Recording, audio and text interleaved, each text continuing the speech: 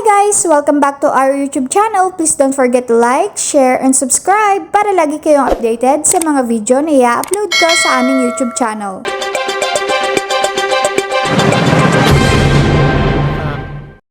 Yung isa sa talagang pinaka tinutulak ko is yung Universal Social Pension, no? Kasi ang problema natin ay sa ngayon, pag may SSS or GSIS, ayaw na nilang bigyan ng social pension, di ba? Pero ang hindi nila nare-realize, kung matagal na nag-retire yung ating lolo at lola, syempre maliit na yung halaga ng social pension nila, number one. Number two, hindi naman dapat maging basihan yung SSS or GSIS sa hindi pagbigay ng social pension. Kasi magkaiba yon. Yung social pension is a social service, no, na binibigay natin tulong. Yung GSIS o SSS, hinulugan naman nila yon nung sila ay nagtatabaho. So, siyempre, dapat may pension din sila doon. Pero hindi naman ibig sabihin na may pension sila sa SSS o GSIS na hinulugan nila, wala na silang matatanggap na social pension. Thanks for watching! Please don't forget to like, share, and subscribe!